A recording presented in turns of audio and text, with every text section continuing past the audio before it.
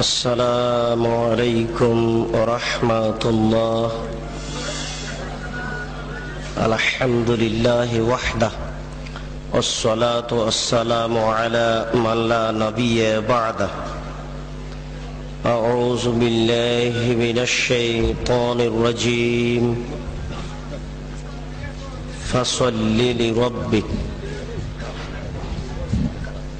উপস্থিত বৈঠকের দিনই মুসলিম ভাই, প্রশংসা আল্লাহর জন্য, শান্তি অবতীর্ণ হোক আল্লাহর রাসূলের উপর সাল্লাল্লাহু আলাইহি ওয়াসাল্লাম। আজকের দিনে বৈঠকে আমার বক্তব্যের বিষয় সালাত, নামাজ। সালাত সম্পর্কে এক গুরুত্বপূর্ণ তথ্যবহল সংক্ষিপ্ত বিবরণের চেষ্টা করব ইনশাআল্লাহ। উল্লিখিত বিষয়ের উপরে আলোচনা করতে গিয়ে প্রথম সংক্ষিপ্ত আলোচনা হবে সালাত আদায় করতেই হবে। তারপরের সংক্ষিপ্ত আলোচনা হবে যারা সালাত আদায় করে না তারা কেমন। তারপরের সংক্ষিপ্ত বিবরণ হবে যারা সালাত আদায় করে কিন্তু রাসূলের পদ্ধতিতে করে না তারা কেমন। তারপরের সংক্ষিপ্ত বিবরণ হবে কিভাবে সালাত আদায় করতে হবে। উল্লিখিত বিষয়ের উপরে বক্তব্য রাখার পূর্বে সংক্ষিপ্ত আলোচনা হবে আপনারা কারা, আপনাদের একটু পরিচয়, এবং যারা এই বক্তৃতার মাঠে বক্তব্য পেশ করেন তারা কারা।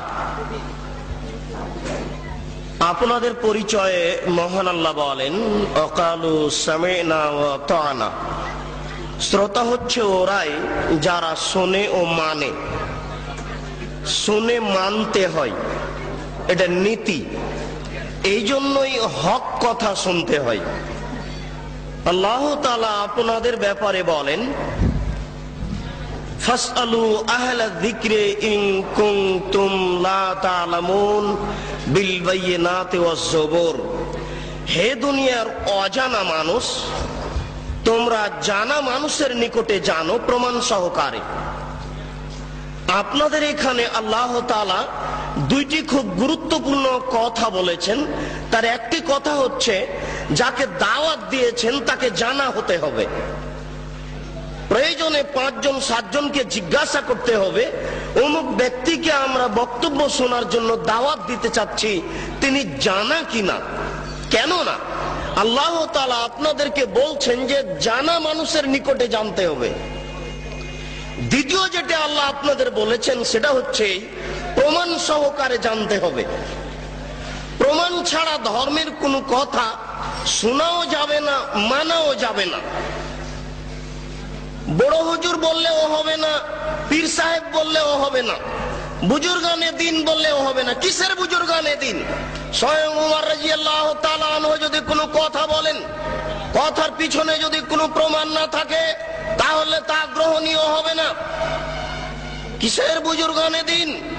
স্বয়ং ওমর রাদিয়াল্লাহু তাআলা আনহু যদি কোনো কথা বলেন, কথার পিছনে যদি কোনো প্রমাণ না থাকে তাহলে তা গ্রহণীয় হবে না। উমর মানে বিরাট মানুষ, উমর মানে খুব বড় মানুষ, উমর এত বড় মানুষ, উমর এত বড় মানুষ, উমর এত বড় মানুষ। আল্লাহর নবী বলছেন যে উমর আনতা তাসলুক ফি তারিকিন লা ইয়াসলুকু শাইতান ফি তারিকিকা। উমর তুমি যে রাস্তা দিয়ে হাঁটো ওই রাস্তা দিয়ে শয়তান হাঁটে না। বুখারী শরীফের হাদিস। আল্লাহর নবী বলছেন উমর তুমি যে রাস্তা দিয়ে হাঁটো ওই রাস্তা দিয়ে শয়তান হাঁটে না। বুখারী শরীফের হাদিস। এত বড় মানুষ যদি ধর্মের কোনো কথা বলে আর যদি প্রমাণ না থাকে তাহলে তা গ্রহণীয় হবে না। আপনাদের সাথে সংক্ষিপ্ত কথা শেষ করলাম। বিনীত অনুরোধ, পিছনে যারা দাঁড়িয়ে আছেন গল্প করছেন তারা একটু দয়া করে গল্প বন্ধ করুন। যে যেখানে আছেন দয়া করে আপোষে কথা বলা বন্ধ করুন। আমি আপনাদের জীবনের জন্য অত্যন্ত গুরুত্বপূর্ণ তথ্যবহল সংক্ষিপ্ত বিবরণের চেষ্টা করছি ইনশাআল্লাহ। আমি ব্যক্তিগত কোনো কথা বা মানুষের কোনো কথা বলার চেষ্টা করব না ইনশাআল্লাহ। এবার সংক্ষিপ্ত আমাদের কথা, যারা এদেশের মাঠে বক্তব্য রাখছেন তাদের ব্যাপারে আল্লাহ রাসূল বললেন বাল্লিগু আন্নী ওয়ালা আয়া। আমার একটা একটি কথা জানা থাকলেও বলে দাও, আমার দিকে খুব খেয়াল করে থাকতে হবে। এটা হলো প্রথম বাক্য। তিনি বললেন যে আমার একটি কথা জানা থাকলে তা বলে দাও। তারপরে তিনি বললেন যে হাদ্দেসু আন বানি ইসরাইল ওয়ালা হারাজ, বানি ইসরায়েলের কাহিনী বলো, কোনো দোষ নেই। এ হলো দ্বিতীয় বাক্য। এবার তৃতীয় বাক্য বলছেন আল্লাহর নবী, আগের দুটাকে ঠেকিয়ে দিবেন। খুব মনে রাখতে হবে, বক্তব্যের সব অংশ ভুলে গেলে অন্তত দয়া করে এই অংশ না ভুলার চেষ্টা করবেন। আবার বলছি, তিনি বললেন আমার একটি কথা জানা থাকলেও বলে দাও। তিনি বলেছেন আমার। ঘটনা এখনো স্পষ্ট হয়নি কি বলতে যাচ্ছে। দ্বিতীয় বাক্য তিনি বললেন যে বানি ইসরায়েলের কাহিনী বলো, কোনো দোষ নেই। মানে বানি ইসরায়েলের কাহিনী তো সত্য মিথ্যা আছে, আর তার কথা তো সত্য মিথ্যা রয়ে গেছে। মানে তার কথার ভিতরে মানুষ মিথ্যা কথা ঢুকিয়ে দিয়েছে। তৃতীয় বাক্য তিনি বলছেন মান কাযাবা আলাইয়া মুতাআম্মিদান ফালিয়াতাবাওয়া মাকআদাহু মিনান নার, কেউ যদি কোনো কথা আমার দিকে ধাবিত করে, সেই কথা যদি আমার না হয়, তাহলে তার থাকার জায়গা জাহান্নাম। হুজুরের অবস্থা বলা হচ্ছে, কিন্তু যিনি জুব্বা পরে টুপি মাথায় দিয়ে আলখাল্লা পরে রাস্তায় হাঁটছেন, যাকে দেখলেই ভালো লাগে, হাতে তসবিহ আছে। একজন লোক জেনা করলে সরাসরি জাহান্নামে যাবে, এ কথা আল্লাহর নবী বলেননি। একটা লোক চুরি করলে সরাসরি জাহান্নামে যাবে, এ কথা আল্লাহর নবী বলেননি। পিতামাতাকে গালি দেওয়া পৃথিবীর দ্বিতীয় মহাপাপ, পিতামাতার অবাধ্য চলা পৃথিবীর দ্বিতীয় মহাপাপ। এরপরেও যদি মানুষ পিতামাতার অবাধ্য চলে, সরাসরি লোকটা জাহান্নামে যাবে, এ কথা আল্লাহর নবী বলেননি। আল্লাহর নবী প্রথম দুই বাক্য বলার পরে তৃতীয় বাক্য বলে আগের দুই বাক্য ঠেকিয়ে দিয়ে বলছেন, কেউ যদি আমার দিকে কোনো কথা ধাবিত করে, সেই কথা যদি আমার না হয়, তাহলে তার থাকার জায়গা জাহান্নাম। এবার আপনার সাথে আমার কথা, আপনি যেদিন ক্লাস 2 পড়েছিলেন, সেদিন একটা গল্প পড়েছিলেন। নবী যে রাস্তা দিয়ে হাঁটতেন, একজন বুড়ি সে রাস্তায় কাঁটা পুঁতে রাখতো। নবীর পায়ে কাঁটা ফুটলে বুড়ি খুশি হতো। একদিন দেখলেন নবী রাস্তায় কাঁটা নাই। তিনি ভাবলেন বুড়ির কিছু হয়েছে। তিনি বুড়ির বাড়ি গেলেন, দেখলেন সত্যিকারই অসুস্থ। তিনি পরিচর্যা করলেন, বুড়ি ভালো হয়ে গেল। ঘটনা যে মিথ্যা? জি না। আমার হায়াত পর্যন্ত সময় থাকলো আমার দিনী ভাইদের উপরে, আপনার হায়াত পর্যন্ত সময় থাকলো আপনি আমার হায়াত পর্যন্ত এর সত্যতা প্রমাণ করতে পারবেন না ইনশাআল্লাহ। নবীর নামে মিথ্যা কথা বলা হয়েছে। গাছ লাগান, পরিবেশ বাঁচান, নবী নিজ হাতে গাছ লাগিয়েছেন, মিথ্যা কথা। এই দেশের মাটিতে প্রায় 3 লক্ষ বানানো হাদিস আছে। তন্মধ্যে কোরআন মাজিদ 90 পারা, 30 পারা নয়, শয়তান মুমতাজ বেগমের কাছে প্রায় 2000 জাল হাদিস আছে। ধর্মকে বিকৃত করার জন্য লক্ষ লক্ষ হাদিস মানুষ তৈরি করেছে। আমাদের বাড়িতে 10,000-এর সিরিয়াল আছে। যে কোনো সময় দেশবাসী চাইলে আমরা 10,000 জাল জয়ীফ হাদিস পেশ করার জন্য প্রস্তুত রয়েছি ইনশাআল্লাহ। এই দেশের মাটিতে লক্ষ লক্ষ মিথ্যা তাফসীর রয়েছে। নবী ঈদের মাঠে গেলেন, একটি ছেলে কাঁদছে। নবী বললেন তুমি কাঁদো কেন? আমি এতিম ছেলে। নবী বললেন আমিও এতিম ছিলাম, আমি এতিমের অসুবিধা বুঝি। এই বলে তিনি কোলে নিয়ে আয়েশা রাদিয়াল্লাহু তাআলা আনহার কোলে তুলে দিলেন। আয়েশা তাকে কোলে নিয়ে আদর করলেন, নতুন পোশাক পরালেন। ছেলে খুশি হয়ে গেল। বাস্তবতার সাথে হাদিসের কথার অমিল আছে। রাসূল সাল্লাল্লাহু আলাইহি সাল্লামের বাড়িতে ভিক্ষুক ভিক্ষা পায় না। বহু ভিক্ষুক ফিরে গেছে, তার বাড়িতে ভিক্ষা দেওয়ার কোনো ব্যবস্থা নেই। সেই বাড়িতে নতুন পোশাক থাকলো, এটাই বা হয় কি করে? সাথে সাথে আর কোনো প্রমাণ নাই। নবীর নামে কথা মিথ্যা ছড়ানো হয়েছে। তারই ভিত্তিতে আপনারা ঈদের নামাজে নতুন পোশাক পরার জন্য প্রস্তুতি গ্রহণ করেছেন। আপনার স্ত্রীর বিছখান শাড়ি শোকেজে থাকার পরেও ঈদের দিন নতুন শাড়ি কেনার জন্য জোরালো প্রস্তাব পেশ করেছে আপনার সামনে। এটা মিথ্যা তথ্য, মিথ্যা শরীয়ত চলছে। এই দেশের মাটিতে অসংখ্য মিথ্যা কথা আছে। আপনি যেদিন ম্যাট্রিক পরীক্ষা দিয়েছিলেন 40টা হাদিস মুখস্থ করেছিলেন, তার একটি হাদিস হচ্ছে হুব্বুল ওয়াতান মিনাল ঈমান, দেশকে ভালোবাসা ঈমানের অঙ্গ। এটা হাদিস নয়।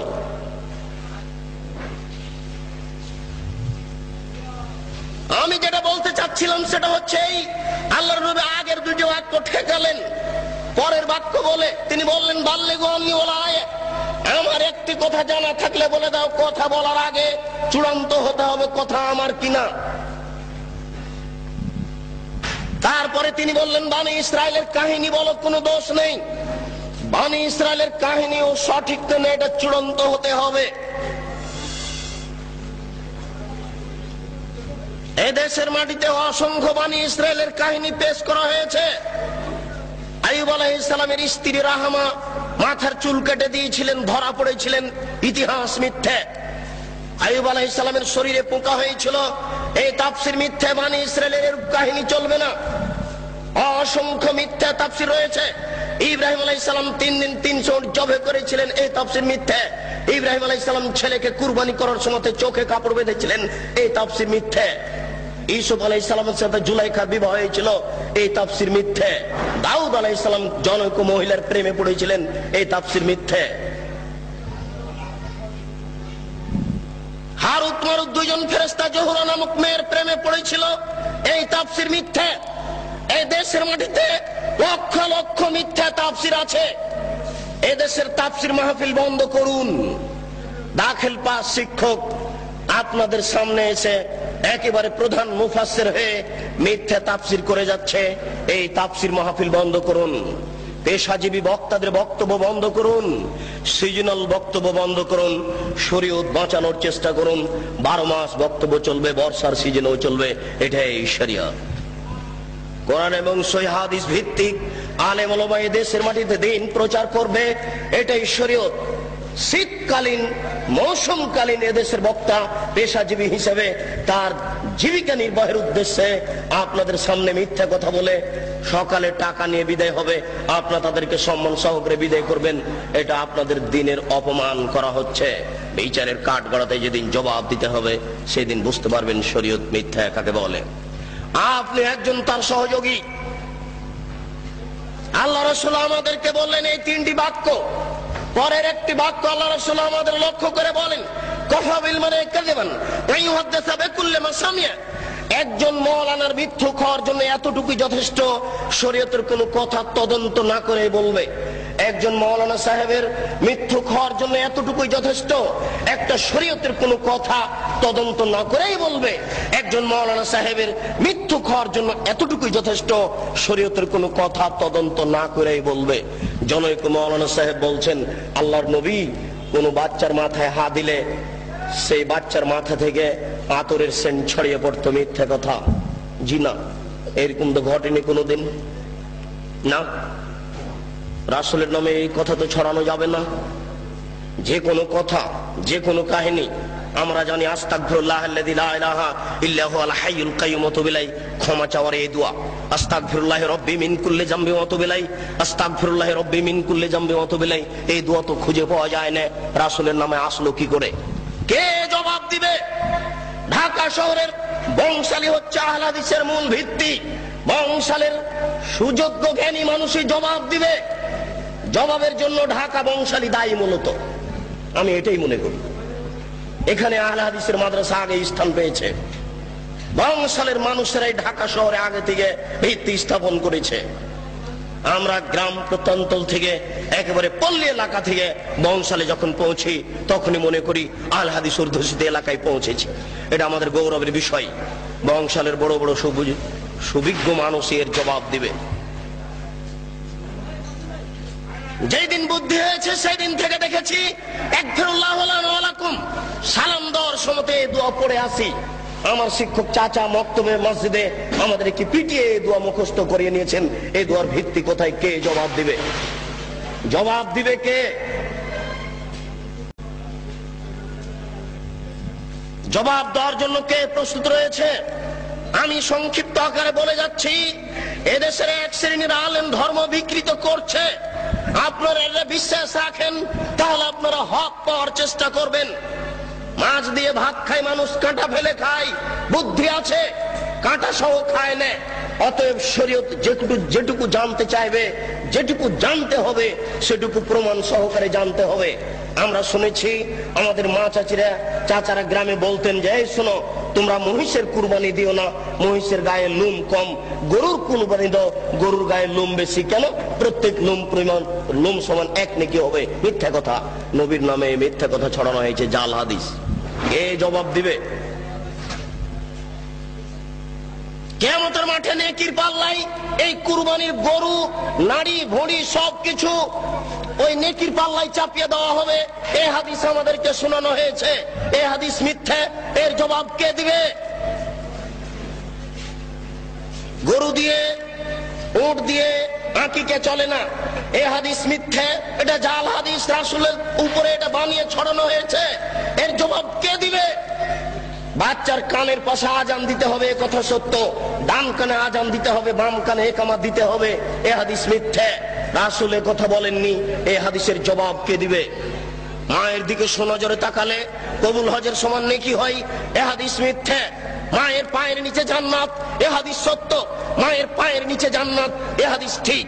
মায়ের পায়ের নিচে জান্নাত, এ হাদিস ঠিক। বাপ মায়ের নিকটে, বাপ মায়ের দিকে সুনজরে দেখলে কবুল হজের সমান নেকি হবে, এ হাদিস রাসূলের উপরে মিথ্যা আরোপ করা হয়েছে। এই জবাব কে দিবে?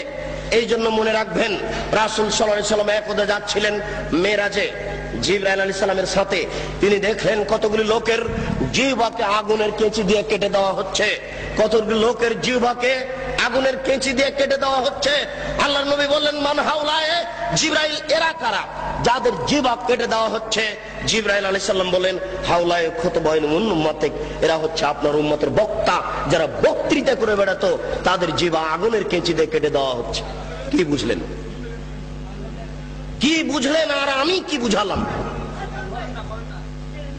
বুখারী শরীফের এক হাদিসে এসেছে, আল্লাহর নবী বলছেন, ইয়াউমুল কিয়ামা, মাওলানা সাহেবকে কিয়ামতের মাঠে জাহান্নামে নিয়ে যাওয়া হবে। জাহান্নামে নিক্ষেপ করার সাথে সাথে তান্দালে কক্তা বহু, মাওলানা সাহেবের নাড়ি ভুঁড়ি সব ঝরে পড়ে যাবে। মাওলানা সাহেব ঘুরতে থাকবে তার নাড়ি ভুঁড়ির চতুর্দিকে।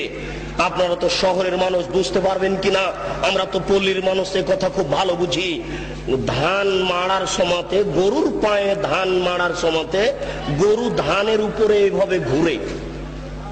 ধান মাড়ার সময়তে, ধান গাছ থেকে ঝরানোর সময়তে গরু ওই ধানগুলির উপরে যেভাবে ঘুরে, মাওলানা সাহেব তার নাড়ি ভুঁড়ির চতুর্দিকে ঘুরবে। ফাজতামা আলাইহা আহলুন নার, জাহান্নামীরা সেখানে জমা হয়ে বলবে, মালাক, খবর কি হুজুর, আপনার কেন এই অবস্থা? আনতা তা'মুরুনা বিল মারুফ ওয়া তানহানা আনিল মুনকার, হুজুর আপনি তো আমাদের ভালো কথা বলছিলেন, মন্দ থেকে নিষেধ করছিলেন, হুজুর আপনার অবস্থা কেন এরূপ? হুজুর তখন বলবেন, কি বলি, আমরুকুম বিল মারুফ ওয়া লা আতিহি, আমি যে ভালো বলেছি ভালো করিনি যে। কত হুজুর ভালো করেননি, এর প্রমাণ নিবেন। মিথ্যা কথা বলে ধর্ম প্রচার করে হুজুর, হুজুরকে সকালে 10,000 টাকা দিতে হয়। শতকরা 95 জন বক্তা মিথ্যুকে দেশের মাটিতে, আমি ভাঙাচুরা ভিত্তে দ্বারা যা তদন্ত চালিয়েছি তাতে আমার বুঝ, শতকরা 95 জন বক্তা মিথ্যুকে দেশের মাটিতে মিথ্যা কথার ভিত্তিতে দিন প্রচার করছে। আপনাকে সজাগ সোচ্চার হতে হবে, নইলে এই হুজুরেরা ইসলামের গায়ে, ধর্মের গায়ে আগুন লাগিয়ে দিয়েছে, ধাঁধা ধাঁধা করে ধর্ম চলছে। আপনি এখন কি করবেন? আজও যদি ঢাকা শহরে খাঁটি ফার্নিচার কিনতে যান, কাঠ, ভালো কাঠের ফার্নিচার পাবেন, টাকা বেশি লাগতে পারে। আজও যদি খাঁটি সরিষার তেল কিনতে চান, তাহলে পাবেন, টাকা বেশি লাগতে পারে। কিন্তু খাঁটি ধর্ম যদি পেতে চান, তাহলে সহজ নয়, খুব জটিল। জিজ্ঞাসা করলে বলবে বড় হুজুর বলেছেন, পীর সাহেব বলেছেন, বুজুর্গানে দিন বলেছেন, এই বলেই চলবে। বুজুর্গানে দিনের দোহাই দিয়ে ধর্ম চলে না। মাওলানা সাহেবকে যখন বলা হচ্ছে আপনার কেন এই অবস্থা, তখন মাওলানা সাহেব বলছেন, কি করি, আমি যে ভালো বলেছি ভালো করিনি যে। হুজুরের বাড়ি দেখেন না, হুজুরের বউয়ের কি অবস্থা, হুজুরের পায়জামাটা টাকনুর নিচে আছে, এটা দেখা যায় না। হুজুরের চাকরিটা অবৈধ পয়সাতে আছে, এটা দেখা যায় না। হুজুর সকালবেলাতে টাকা কম হলে রাগ করছে, এটা বোঝা যায় না। शरीयत की पागल नाकि? शरीयत के हवाई लड्डू, दोनों हाथ में लड्डू है, जो चाहे उसको खा ले, जो चाहे उसको छोड़ दे। এ শরীয়ত কি হাওয়াই লড্ডু নাকি, হাকা বাকা লাড়ু নাকি শরীয়ত? ইচ্ছা মতো খাবে। আপনাদের সাথে ও আমাদের সাথে সংক্ষিপ্ত কথা শেষ করলাম। কোনদিন যদি সময় সাপেক্ষে বলতে পারি তাহলে আপনাদের সামনে বিস্তারিত কথা বলবো। প্রথমে বলা হয়েছে সময় অতীব কম। মহান আল্লাহ বলেন, ফাসাল্লি লিরাব্বিক, আপনি আপনার প্রতিপালকের জন্য সালাত আদায় করুন। মহান আল্লাহ বলেন, ইন্নাস সালাতা তানহা আনিল ফাহশাই ওয়াল মুনকার ওয়া লাযিকরুল্লাহি আকবার। নিশ্চয় সালাত, নামাজ মানুষকে অন্যায় অশ্লীল কাজ থেকে বিরত রাখে। সালাত হচ্ছে সবচেয়ে আল্লাহকে ডাকার বড় মাধ্যম। পৃথিবীতে আর কোনো এত বড় মাধ্যম নাই যেই মাধ্যমে আল্লাহকে অত ডাকা যায়। নামাজ, সালাত দিয়ে আল্লাহকে যত ডাকা যায়। আমি কিন্তু সালাত বলার চেষ্টা করব। যারা আপনারা শিক্ষিত মানুষ তারা জানেন যে নামের পরিবর্তন হয় না। নাম সব ভাষাতে নামই থাকে। কোরআন বাংলাতেও কোরআন, কোরআন ইংরেজিতেও কোরআন, কোরআন আরবিতেও কোরআন। সালাত নামটি কোরআনে আল্লাহ দিয়েছেন, সালাত নামটি হাদিসে আল্লাহর নবী দিয়েছেন। সালাত পরিবর্তন হয়ে নামাজ হলো কেন? কে এর জবাব দিবে? সালাত মানে প্রার্থনা করা, আর নামাজ মানে হচ্ছে উপাসনা করা। সিয়াম মানে হচ্ছে বিরত থাকা, আর রোজা মানে হচ্ছে উপবাস থাকা। সিয়াম নামটা নবী দিয়েছেন, সিয়াম নামটা আল্লাহ দিয়েছেন। সিয়াম হচ্ছে নাউন, কেন পরিবর্তন হলো এর জবাব কে দিবে? হিন্দু উপবাস থাকে, রোজা সবাই থাকতে পারে, সিয়াম সবাই থাকতে পারে না। সূর্য ওঠার পূর্ব থেকে ফজরের আজান থেকে নিয়ে সূর্য ডুবা পর্যন্ত খাওয়া পান করা যাবতীয় অপছন্দ কথা ও কর্ম থেকে বিরত থাকার নাম হচ্ছে সিয়াম।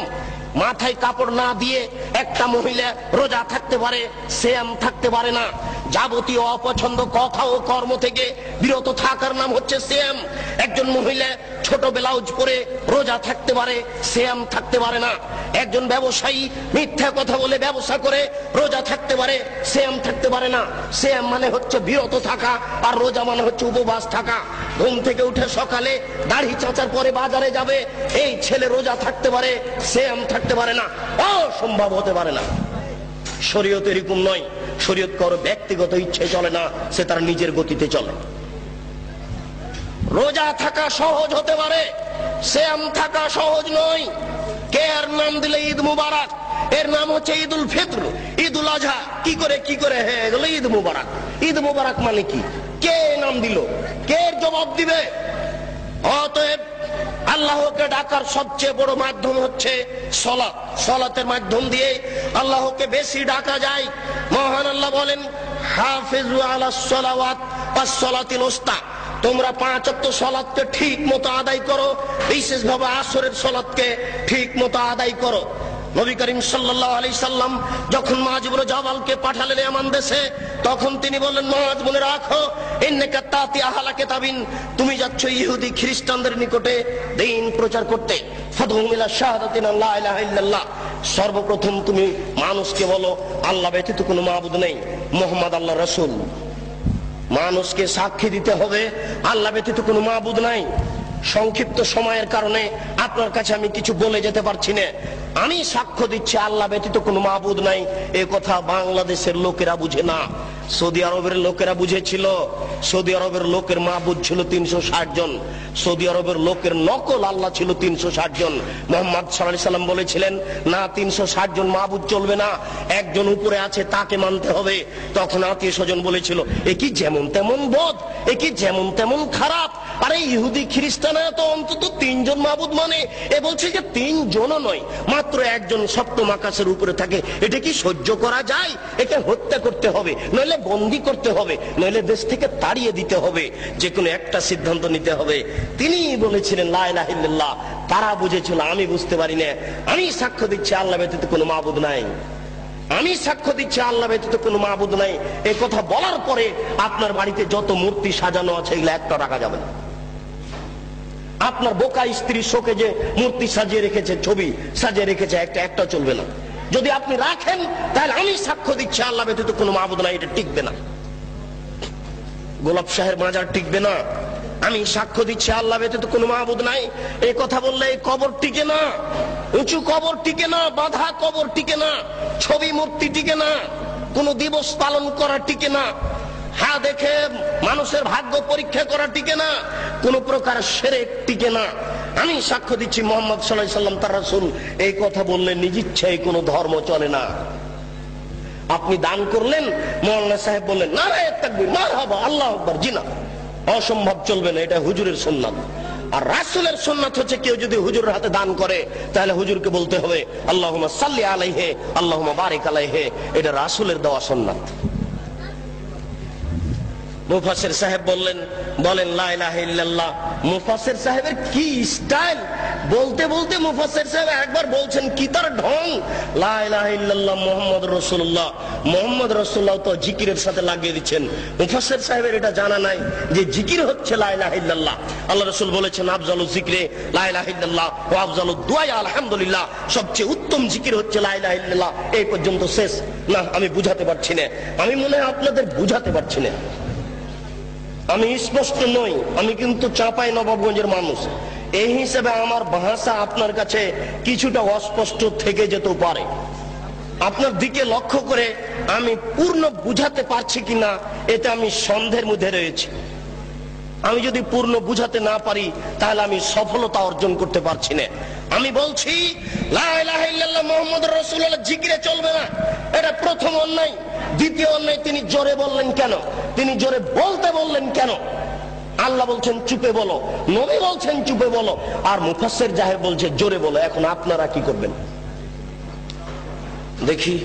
বংশালের বুদ্ধিমান মানুষ, সচেতন মানুষ, অর্থশীল মানুষ কি বলেন? আল্লাহ বলছেন চুপে বলতে হবে, বাধ্য। আল্লাহর নবী বলছেন চুপে বলতে হবে, বাধ্য। হুজুর বলছেন আরো জোরে বলেন, আপনি কি করবেন? অতএব রাসূলের সুন্নাত অনুপাতেই চলা ছাড়া কোনো গত্যন্তর নেই।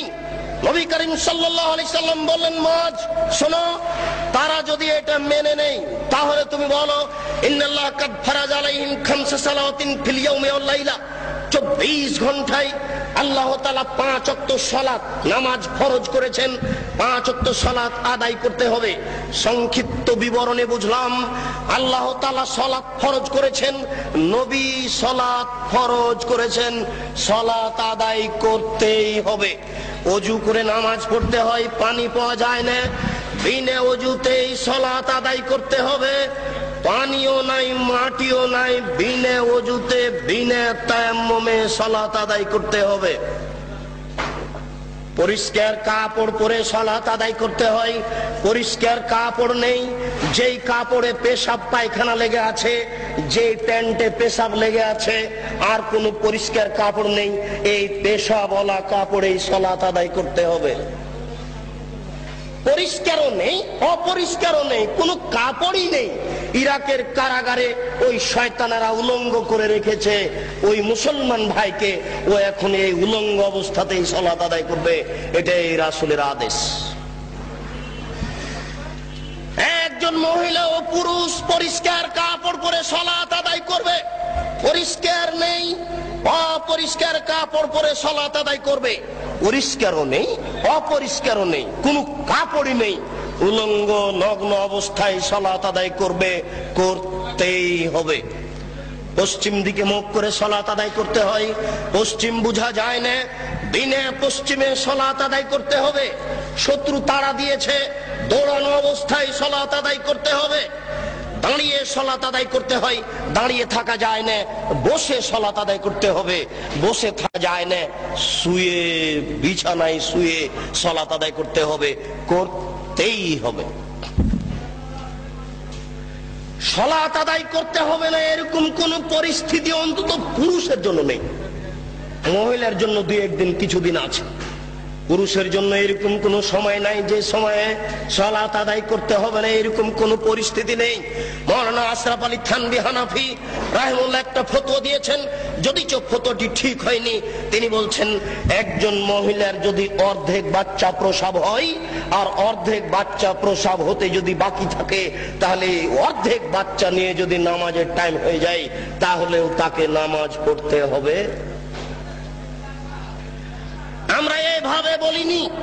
আমরা বলেছি একজন মহিলার প্রসাব বেদনা উঠেছে, প্রসাব বেদনার সাথে সাথে যদি রক্তস্রাব সাদা কিছু ভেঙে আসে তাহলে তাকে সালাত আদায় করতে হবে না। প্রসাব বেদনা উঠেছে এইগুলি কিছু দেখা যায় না, তাহলে এই বেদনা অবস্থাতেও তাকে সালাত আদায় করতে হবে। এটাই শরীয়ত। আমি মনে হয় বুঝাতে পারলাম না। বলছিলাম এই সংক্ষিপ্ত বিবরণে যে কোনো মূল্যে সালাত আদায় করতে হবে। হে উপস্থিত বৈঠকের দিনই মুসলিম ভাই ও বোন, এই মাইকের আওয়াজ যতদূর পর্যন্ত যাচ্ছে সকল দিনই ভাই ও বোনকে বিনীতভাবে বলছি, দয়া করে আপনি একটু নিজের কাজের জন্য প্রস্তুতি গ্রহণ করুন। ভুল হচ্ছে, আপনার রাত্রি 2টা-3টায় ঘুমানো দেখে আমিও খুব কষ্ট পাই।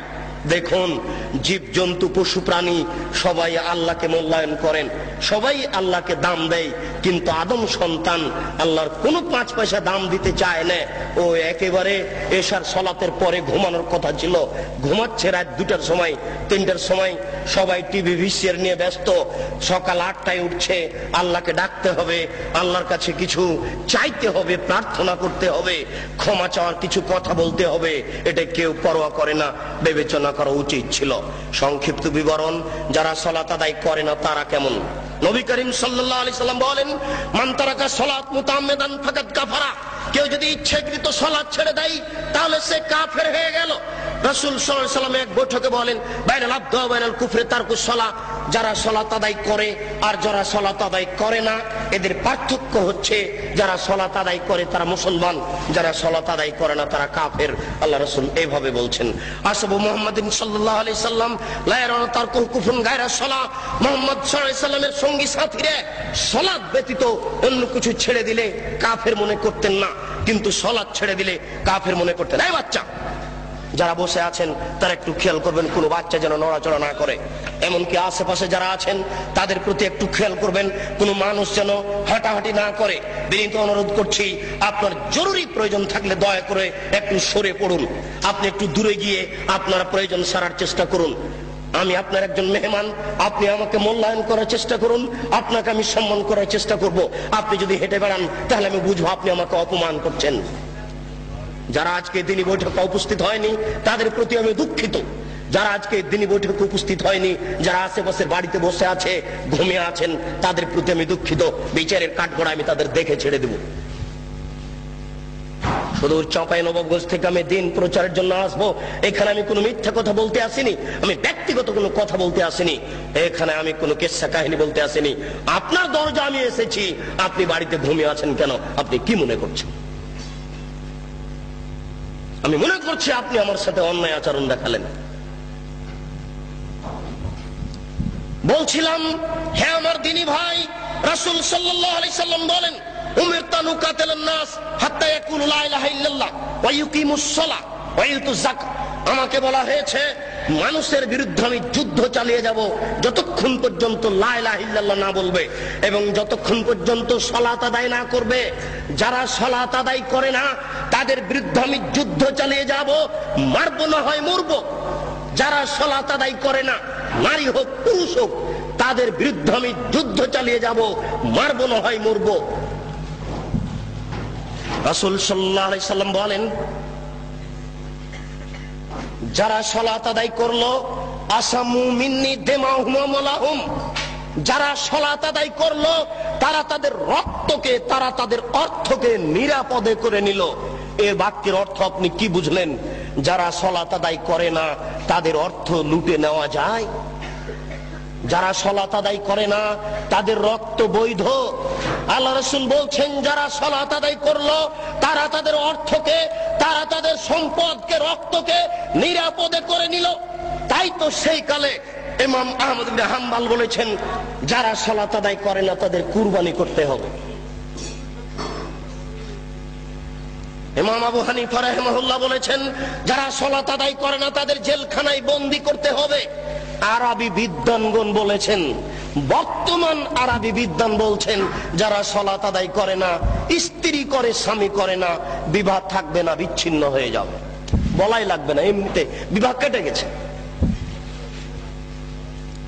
স্বামী সালাত আদায় করে, স্ত্রী করে না, বর্তমান আরবি বিদ্যানেরা এসব হাদিস পেশ করে বলছেন যে একজন সালাত আদায় করে একজন করে না, এতে বিবাহ থাকবে না, বিবাহ বিচ্ছিন্ন হয়ে যাবে, বিবাহ কেটে যাবে, তালাক দেওয়া লাগবে না, কাজীর কাছে যাওয়া লাগবে না, এমনিতেই শেষ। আমরা আপনাদের সতর্ক করার জন্য বলছি, হ্যাঁ আমার উপস্থিত বৈঠকের দিনী ভাই, যারা সালাত আদায় করে না তারা মহাপাপী, যারা সালাত আদায় করে না তারা বড় পাপী। সালাত আদায় করেননি অতীতে, আপনি আজ থেকে তওবা করে ক্ষমা চেয়ে আল্লাহর দরবারে বলুন, প্রতিপালক তোমার সাথে জড়িত পাপ সহজেই ক্ষমা হয়, অতএব তোমার দরবারে অনুতপ্ত সহকারে ক্ষমা চেয়ে বলছি আর কোনোদিন সালাত আদায় সালাত ছাড়বো না। অতীতের কারণে তুমি আমাকে ক্ষমা করো, ভবিষ্যতে তুমি আমাকে সঠিকভাবে সালাত আদায় করার তৌফিক দান করো, আল্লাহুম্মা আমিন। সালাত যেহেতু আল্লাহর সাথে সম্পৃক্ত পাপ, সহজেই ক্ষমা হবে বলে আশা করা যায়। গীবাত আল্লাহর সাথে জড়িত পাপ নয়, মানুষের সাথে জড়িত পাপ। বড় ছেলেকে এই বাড়িতে লিখে দেওয়া হয়েছে আর ছেলে মেয়েকে লিখে দেওয়া হয়নি, এটা হচ্ছে মানুষের সাথে জড়িত পাপ। এইগুলো তওবা করে ক্ষমা হয় না। আমি বংশালের একজন কসাই খানাতে গোস্ত আমি বিক্রি করি, প্রত্যেক ডাঁড়িতে 100 করে গোস্ত কম দিই, এটা তওবা করে ক্ষমা হবে না। যত মানুষকে গোস্ত কম দেওয়া হয়েছে সমস্ত মানুষকে গোস্ত ফেরত দিতে হবে, সবার কাছে ক্ষমা চেয়ে নিতে হবে, অন্যথায় এই পাপ ক্ষমা হবে না। এটা খুব জটিল ও কঠিন। মানুষের সাথে জড়িত পাপ উপরে ক্ষমা হয় না, মানুষের সাথে জড়িত পাপ উপরে ক্ষমা হয় না। আপনি আমার বদনাম করেছেন, গীবাত করেছেন, হজ করতে গিয়ে বলছেন কাবা ঘরের গিলাফ ধরে, আল্লাহ আমি উমুকের বদনাম করেছি, দয়া করে আমাকে ক্ষমা করে দাও। আজীবন ক্ষমা চেয়ে আল্লাহ ক্ষমা করবেন না, এরকম পাপ তিনি ক্ষমা করবেন না ঘোষণা করে দিয়েছেন। বলছিলাম সালাত আদায় করিনি, যে আল্লাহর সাথে জড়িত পাপ। আমার আজকে 50 বছর বয়স। আল্লাহর নবী বলেছেন সালাতের জন্য কোনো সময় নাই, ফরজ সালাতের জন্য কোনো সময় নেই। আমি প্রতিদিন সালাত আদায় করি। আজকে রাত্রে 2টায় ঘুমিয়েছি, ঘুম থেকে উঠে দেখছি যে সকাল 9টা বেজে গেছে। আমরা কিন্তু ছোট থেকে শুনেছি যে ফজরের সালাত যদি ছুটে যায় তাহলে পরের দিন ফজরের টাইমে পড়তে হবে, আর মধ্যখানে পড়া যাবে না। আল্লাহ নবী বলছেন জি না, যখনই স্মরণ হবে তখনই পড়ো, যখনই ঘুম ভাঙে তখনই পড়ো। যদি সকাল 9টায় ঘুম ভাঙে 9টায় ফরজ, ফজর 9টায়। যদি 7টায় ঘুম ভাঙে ফজর 7টায়। যদি সূর্য উঠার সময়তে ঘুম ভাঙে ফজর সূর্য উঠার সময়। আমি মনে হয় বুঝাতে পারছি না। ফরজ সালাতের কোনো সময় নেই। যখনই আপনি বুঝতে পেরেছেন যে আমার সালাত ছুটে গেছে, এটা তখনই আপনি পড়ুন, যখন সময় পেয়েছেন। যার জন্য আল্লাহ রাসূল বলছেন মুরু আওলাদাকুম বিসসালাত ওয়া মাবলু সাবঈ সিনিনা, তোমরা তোমাদের ছেলে মেয়েকে সালাত আদায় করতে বলো যখন তার বয়স 7 বছর। ওয়াজরিবুহুম আলাইহা ওয়া হুম আবনা আশরি সিনিনা, পিটিয়ে সালাত আদায় করাও যখন তার বয়স 10 বছর। 10 মাস 10 দিন পেটে রাখতে পারলেই মা হওয়া যায় না, 2 বছর দুধ পান করালেই মা হওয়া যায় না, 5 বছর তেল কাজল দিয়ে মানুষ করলেই মা হওয়া যায় না, 14 বছর 20 বছর 25 বছর যাবত ছেলে মেয়ের পিছনে লক্ষ লক্ষ টাকা খরচ করলেই বাপ হওয়া যায় না। বাপের কাজ, মায়ের কাজ। 7 বছর বয়সেই ছেলেকে সালাত আদায়ের জন্য বলতে হবে, শিরক সম্পর্কে অবগত করতে হবে। বাড়িতে ঢুকলে সালাম দিয়ে বাড়িতে ঢুকতে হবে। কলিং বেলে যদি সালাম থাকে, কলিং বেলে আঙ্গুল দেওয়ার সময়তে বলতে হবে আসসালামু আলাইকুম। ছেলে মোবাইল বাড়িতে 8-10টা রিং হচ্ছে, টিপেই ছেলে বলছে হ্যালো। জি না, ও তো কুকুরকে ডাকা বুদ্ধি। হ্যালো কেন? আসসালামু আলাইকুম। এবার আপনার সাথে আমার একটু কথা, আপনি বলেন যে হ্যালোতে 1% হাফ কল্যাণ আছে, আর আমি বলছি যে আসসালামু আলাইকুমে 100% কল্যাণ আছে। আর আপনি বলেন যে 100-র 1-এর অর্ধেক আছে, হ্যালোতে অর্ধেক আছে। বলেন দেখি কল্যাণ। আমি বলছি যে আসসালামু আলাইকুমে 100% কল্যাণ আছে, আর আপনি এখন বলেন যে 100-র 1-এর অর্ধেক আছে হ্যালোতে। তা আপনি এটা গ্রহণ করলেন কেন? আপনার ছেলে করে কেন? আপনার মেয়ে করে কেন? আপনি পিতা কিসের? বুঝাতে পারলাম না, দুঃখিত। আল্লাহ রাসূল বলছেন আর রাজুলু সাইয়্যিদ ওয়াল মারাতু সাইয়্যিদা। আপনি হচ্ছেন কর্তা, আপনি হচ্ছেন নেতা, আপনার স্ত্রী হচ্ছে কর্ত্রী, আপনার স্ত্রী হচ্ছে নেত্রী, বাড়িতে আপনার স্ত্রী হচ্ছে কর্ত্রী আর আপনি হচ্ছেন কর্তা। নিজের কাজ করে যে তাকে বলে কর্মী, নিজের কাজ করে যে তাকে বলে কর্মী, অপরের কাজ দেখে যেই তাকে বলে কর্তা। আপনি সকালে উঠে ব্যবসায়ী মানুষ, 10টার সময়তে দোকান খুললেন, রাত 10টায় এসেছেন, এই যে আপনি দীর্ঘ সময় থাকলেন, এতে আপনি কর্মী। আপনি ঘুম থেকে উঠে ছেলেকে বলেছেন এই উঠো সালাত আদায় করো, আপনি কর্তা না, বুঝাতে পারছি না আমি। আপনার স্ত্রী ঘুম থেকে উঠে থালা প্লেট পরিষ্কার করছে, এতে আপনার স্ত্রী কর্ত্রী।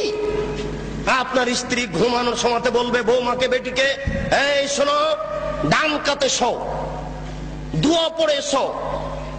ঘুমে যদি দেখো খারাপ স্বপ্ন, তাহলে কাত সাইড পরিবর্তন করো, ডান কাতে থাকলে বাম কাতে হও, চিঠে থাকলে ডান বামে হও, বাম দিকে হালকা থুথু নিক্ষেপ করো। ঘুম থেকে উঠে যদি দেখো কুকুর চিৎকার করছে, নাউজুবিল্লাহ বলো, গাধা চিৎকার করছে, নাউজুবিল্লাহ বলো। যদি দেখো মোরগ ডাকছে, তাহলে বলো আল্লাহুম্মা ইন্নী আসআলুকা মিন ফাজলিক। আপনার স্ত্রী মা হিসেবে দায়িত্ব পালন করে না। আপনার স্ত্রী ভাতের পাতিল থেকে ভাত বের করতে জানে না। মনে করবেন আব্দুল রাজ্জাক সাহেব কষ্ট দিলেন, আমার স্ত্রী 50 বছর থেকে সংসার করে আসছে। জি না, আমি বলছি ঠিক। ভাতের পাতিলের মাঝামাঝিতে চামচ ডুবালে বরকত কমে যাবে, এক পাশে চামচ ডুবালে বরকত বেশি হবে। আপনার স্ত্রীকে জিজ্ঞাসা করে দেখুন কি করে। গামলাতে ভাত উঠিয়েছেন, চামচ যদি গামলার মাঝামাঝিতে ডুবিয়ে ভাত উঠান, তাহলে গামলার বরকত কমে যাবে। যদি এক পাশে ডুবান, তাহলে বরকত বেশি হয়ে যাবে। পাতিল ঢাকতে হবে। আপনার স্ত্রী বিসমিল্লাহ বলে জানালা বন্ধ করে না, বিসমিল্লাহ বলে তার বাচ্চাকে দুধ খাওয়ায় না। আপনার স্ত্রী বিসমিল্লাহ না বলে বাচ্চাকে যতদিন দুধ খাইয়েছে ততদিন শয়তান দুধ খেয়েছে। বুঝাতে পারলাম না? আপনার স্ত্রী বিসমিল্লাহ ছাড়া আপনার বাচ্চাকে যতদিন দুধ খাইয়েছে ততদিন এই দুধ শয়তানও খেয়েছে, নিশ্চিত খেয়েছে, অবধারিত খেয়েছে। নবী বলেছেন খেয়েছে, অতএব খেয়েছে। নবী বলেছেন যে খাদ্যের উপরে বিসমিল্লাহ বলা হয় না, সেই খাদ্য শয়তান খায়। অতএব আপনার স্ত্রী বাচ্চাকে দুধ খাওয়াতেও জানে না। দুঃখিত, আপনার পরিবার কিভাবে ঠিক হতে পারে? যার জন্য আপনার স্ত্রীকে কর্ত্রী হওয়ার জন্য বলছি আর আপনাকে কর্তা হওয়ার জন্য বলছি, নইলে এই পরিবেশ রক্ষা করা যাবে না। বলছি সালাত ছেড়ে দেওয়া মহাপাপ। সালাত ছাড়লে মানুষ বড় পাপী হয়ে যায়। আপনারা সালাত আদায়ের চেষ্টা করুন। পরের সংক্ষিপ্ত বিবরণ, যারা সালাত আদায় করে কিন্তু রাসূলের পদ্ধতিতে করে না, এরা কেমন? প্রত্যেকটা কথা হিসাব করতে হবে। যারা সালাত আদায় করে কিন্তু রাসূলের পদ্ধতিতে করে না, এরা কেমন? মহান আল্লাহ বলেন, ফাওয়াইলুল লিল মুসাল্লিন আল্লাযীনা হুম আন সালাতিহিম সাহুন। যারা ঠিক মতো সালাত আদায় করে না, করে কিন্তু রাসূলের পদ্ধতিতে করে না, ওদের থাকার জায়গা জাহান্নাম। ওদের থাকার জায়গা ওয়াইল নামক জাহান্নাম। সালাত আদায় করে কিন্তু রাসূলের পদ্ধতিতে করে না। একদিন আল্লাহ রাসূল বললেন, সবচেয়ে বদ চোর সালাত চোর, সবচেয়ে বদ চোর নামাজ চোর। টাকা চোরও চোর, গরু চোরও চোর, কিন্তু আল্লাহ রাসূল বলছেন না যে ও সবচেয়ে খারাপ চোর, সবচেয়ে নিকৃষ্ট চোর, সবচেয়ে বদ চোর, সবচেয়ে খারাপ চোর হচ্ছে সালাত চোর। সাহাবীরা বললেন, এ কি কথা আল্লাহ রাসূল?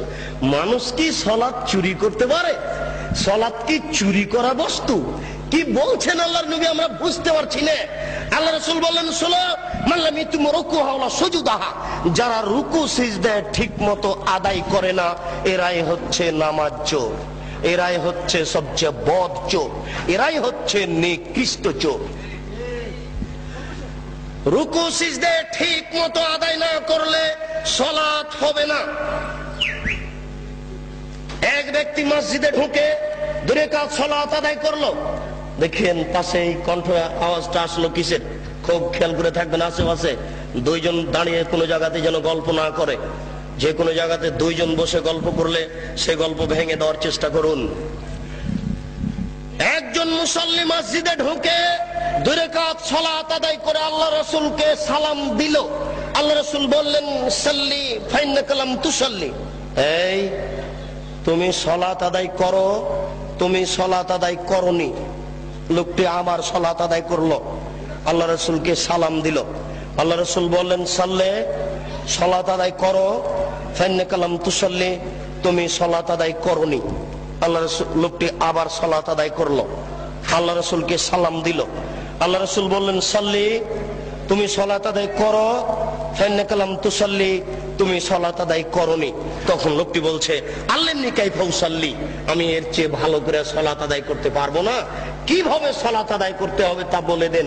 আমি আপনাকে বলছি, আল্লাহর নবী বললেন না যে তুমি তো সালাত আদায় করেছো কিন্তু খুব একটা ভালো হয়নি, এই জন্য ভালোভাবে করো, এইভাবে তিনি বললেন না। তিনি বলছেন যে তুমি সালাত আদায় করো, তুমি করনি, অথচ নগদ লোকটি তিনবার সালাত আদায় করেছে। না, আমি মনে হয় বুঝাতে পারলাম না। আল্লাহর নবী তাকে যদি বলতেন যে তুমি সালাত আদায় করেছো, খুব একটা ভালো হয়নি, তাহলে আমরা বুঝতাম যে কিছু নেকি পাবে। কিন্তু সরাসরি একবার না করে দিলেন, তুমি সালাত আদায় করোইনি। বোঝা যাচ্ছে সালাত আদায়ের পদ্ধতিতে ভুল হলে আল্লাহ নেকি দিবেন না, তা আল্লাহ রাসূল নাকচ করে দিয়েছেন। আলী রাদিয়াল্লাহু তাআলা আনহু বলেন, আল্লাহ রাসূল এক বৈঠকে বললেন, শোনো আলী, পূর্ব দিক থেকে কতগুলি লোক বের হবে, তারা এত বেশি সালাত আদায় করবে, তোমাদের সালাত তাদের কাছে কিছুই নয়। তুহকিরুনা সালাতাকুম মা সালাতিহিম, তোমরা তোমাদের সালাতকে তাদের সালাতের তুলনায় একেবারেই কম মনে করবে। সিয়ামাকুম মা সিয়ামিহিম, তারা এত রোজা রাখে, এত সিয়াম পালন করে, তোমাদের সিয়াম, তোমাদের রোজা তাদের কাছে কিছুই নয়, তারা খুব বেশি বেশি সিয়াম পালন করে। আমালাকুম মা আমালিহিম, তোমরা তোমাদের তাসবিহ তাহলিল জিকির আজকার তাদের কাছে কিছুই নয়, তারা এত তাসবিহ তাহলিল করে, তাসবিহ দানা হাতে করেই থাকে, তাসবিহ দানায় তাসবিহ গুনলে নবীকে অপমান করা হবে। আঙ্গুলে তাসবিহ গণনা করতে হবে, প্রমাণে 4টি সহিহ হাদিস আছে। তার একটি সহিহ হাদিস হচ্ছে ডান হাতে তাসবিহ গণনা করতে হবে, তার একটি সহিহ হাদিস হচ্ছে আঙ্গুল বিচারের কাঠ গড়াতে কথা বলবে, আঙ্গুল বিচারের কাঠ গড়াতে বলবে, আল্লাহ আমার মাধ্যমে লোকটি তাসবিহ পাঠ করেছে, দয়া করে তুমি একে ক্ষমা করে দাও।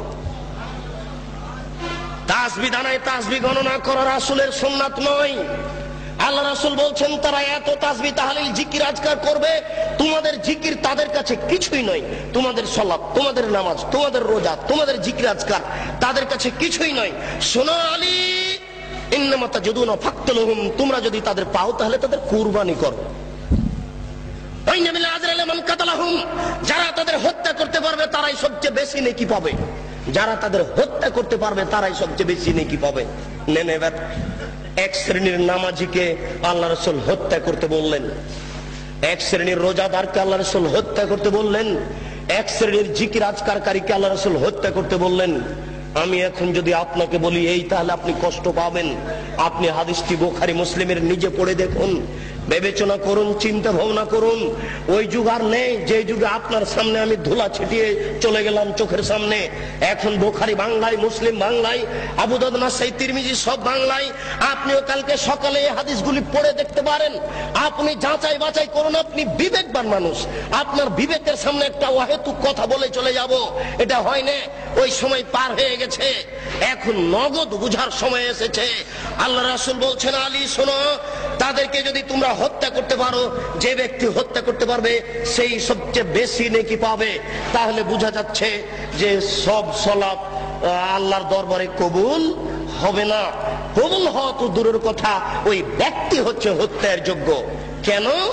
ওইভাবে সালাত আদায় করে রাসূলকে অপমান করেছে। যদিচ এদের একজন বড় মৌলানা আব্দুর রব খুলনা বলছেন, এই দল সে দল, এই দল টুঙ্গির দল। আমরা এই কথা বলতে চাচ্ছি না। তারা যাই হোক না কেন, যে ব্যক্তি হোক না কেন, আপনার সালাতটা ঠিক হচ্ছে কিনা আপনি এখন থেকে প্রস্তুতি গ্রহণ করুন, এটা আমার অনুরোধ। সংক্ষিপ্ত বিবরণে বলছিলাম, হে আমার উপস্থিত বৈঠকের দিনী মুসলিম ভাই ও বোন, রাসূলের পদ্ধতিতে সালাত আদায় না করলে ওই সালাত হবে না। এখানে একটা গুরুত্ব পেশ করতে গিয়ে আর একটি কথা বলছি। আসরের টাইমে আল্লাহ রাসূল এরকম গিলাস হাতে করে পানি পান করে নিয়ে বললেন, দেখো এটা রমজান মাস, আমি সিয়াম ছেড়ে দিলাম। আসরের সালাতের পরে আমি রোজা সিয়াম ছেড়ে দিলাম, তার মানে তোমরাও ছেড়ে দাও। কিছুক্ষণ পরে রাসূলের কাছে সংবাদ পৌঁছিল, এখনো কিছু লোক সিয়াম আছে। তাদের দাবি যারা পারে না তারা ছেড়ে দিবে। আমরা তো পারি, আমাদের কি অসুবিধা, আমরা কেন ছাড়বো? আল্লাহ রাসূল বললেন, উলাইকা হুমুল ওসাত, উলাইকা হুমুল ওসাত, উলাইকা হুমুল ওসাত। যারা এখন রোজা আছে ওরা নাফরমান, যারা এখন রোজা আছে ওরা নাফরমান, যারা এখন রোজা আছে ওরা নাফরমান। কি বুঝলেন? হাদিস তো বুখারী মুসলিমে। তার মানে রোজা আছে, সিয়াম আছে, কিন্তু রাসূলের পদ্ধতিতে হয়নি। মানে রাসূল বলেন এখন সিয়াম ছেড়ে দাও, এখন আর নেকির কাজ নেই, আমাকে মানতে হবে, এটা হলো নেকি, আমাকে মানতে হবে, এটা নেকি। বেশি ইবাদতের নাম নেকি নয়, আমার কথা মেনে চলতে হবে, এরই নাম নেকি। বুজুর্গানে দিনের দোহাই দিয়ে ধর্ম চলে না, রাসূল সাল্লাল্লাহু আলাইহি সাল্লামের কথা দিয়ে মাত্র ধর্ম চলে, অন্য মানুষের কথা দিয়ে চলে না। যেখানে যেটুকু পড়বেন, যেখানে যেটুকু করবেন, সেখানে সেটুকু প্রমাণ সহকারে করুন। ইমাম সাহেবকে বলেন, মাওলানা সাহেব আমি তো বাড়িতে ছিলাম না, আমার ছেলে হওয়া 7 দিন পার হয়ে গেছে, তো আজকে আকিকে কি করব? তো বলছেন 14 দিনে করেন, 21 দিনে করেন। আপনি খালি একটু বলেন যে ভাই একটু হাদিসটা লিখে বাংলা অনুবাদ করে হাদিসটা ঠিক কি ঠিক দয়া করে লিখে দিবেন। আমরা তো জেনারেল শিক্ষিত মানুষ, অত কিছু বুঝি না, আপনাদেরকে আমরা মূল্যায়ন করতে চাই। 7 দিন পরে আসুন, দেখুন হুজুর খালি আনছান আনছান করে, হুজুর শুধু কেমন কেমন করে। হুজুরের কাছে লিখিত চেয়েছেন যে এদেশের ধর্মের ব্যাপারে ধার্মিক মিথ্যে ধার্মিককে যদি আপনি ঠেকাতে চান তাহলে লিখিত প্রমাণ চান, সহজে ঠেকানো যাবে, তাছাড়া সহজে ঠেকানো যাবে না। উপস্থিত বৈঠকের দিনী মুসলিম ভাই, মর্মে আরেকটি হাদিস না বললে আগাতে পারছি না। সেই হাদিসটি হচ্ছে এই 3 জন ব্যক্তির দল, 3 জনের এক দল রাসূলের স্ত্রীদের নিকটে আসলো, এসে বলল, রাসূল কিভাবে ইবাদত করতেন আমাদেরকে বলো। ফালাম্মা উখবিরু বিহা, যখন রাসূলের ইবাদত পেশ করা হলো, তিনি এই এই ইবাদত করতেন, তখন তারা বলল, আইনা নাহানু মিনান নবী সাল্লাল্লাহু আলাইহি সাল্লাম কাদ গাফারাল্লাহু লাহু মা তাকাদ্দামা মিন যামবিহি ওয়া মা তাআখারা। আমরা কোথায়, রাসূল কোথায়? রাসূলের আগের পাপ, পরের পাপ, ছোট পাপ, বড় পাপ সব ক্ষমা করা হয়েছে, আমাদের তো আর ক্ষমা করা হয়নি। রাসূল অল্প ইবাদত করলেই চলে, আমাদের চলে না, আমাদের একটু বেশি করতে হবে, আমাদের এনা আমাদের বেশি করতে হবে। রাসূলের সমান ইবাদত করলে চলবে না। 3 জনের একজন বলল, আম্মা আনা উসাল্লি লাইলা আবাদ, আমি সারা রাত্রি সালাত আদায় করব, ঘুমাবো না। অপরজন বলল, আনা আসুমুন নাহারা লা উফতির আবাদ, আমি প্রতিদিন সিয়াম পালন করব, কোনদিন সিয়াম ছাড়বো না।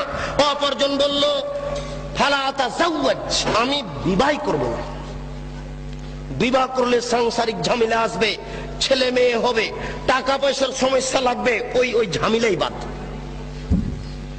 এখানে কথার মধ্যে আর একটা কথা এসে ঢুকেছে, মনে কিছু নিয়েন না। ছেলে কম নিলে ইহকালে একটা লস, পরকালে একটা লস। আজকের যিনি সভাপতি ইনি জ্ঞানী গুণী মানুষ, এই জন্য আমার অন্তরটা খুব খুশি, আজকে আমাকে কথা বলতে খুব ভালো লাগছে, কেননা আমার কথাগুলি তার মুখস্থ আছে, তিনি একজন সুপণ্ডিত মানুষ। শুনুন, আল্লাহর নবী বলছেন সন্তান কম হলে 2টা লস, যত সন্তান বেশি হবে টাকা পয়সা বেশি হবে। আল্লাহ বলেছেন, নবীও বলেছেন, সন্তান আদি বেশি হলে টাকা পয়সা বেশি হবে, এটা আল্লাহর বিধান। সন্তান কম হলে টাকা কম হবে, ইহকালীন লস, পরকালীন লস।